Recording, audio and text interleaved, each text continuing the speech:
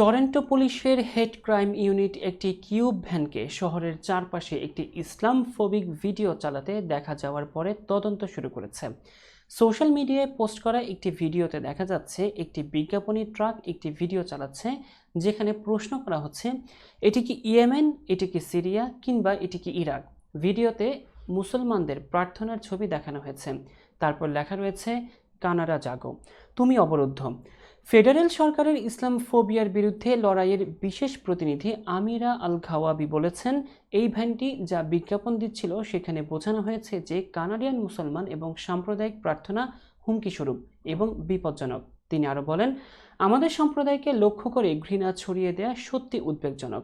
আল ঘাওয়াবি আরও বলেন, ট্রাকে প্রদর্শিত বার্তাটি বাক স্বাধীনতার সীমা ছাড়িয়ে গেছে এবং মুসলিম সম্প্রদায়ের মধ্যে ভয় সৃষ্টির কারণ হয়েছে। তিনি আরও উল্লেখ করেছেন যে অনলাইনে ইসলামফোবিক এবং ইহুদি বিদ্বেষমূলক বক্তব্য ৫০০% বৃদ্ধি পেয়েছে, যা ৭ অক্টোবরের হামলা এবং গাজার যুদ্ধ শুরু হওয়ার পর থেকে বেড়েছে।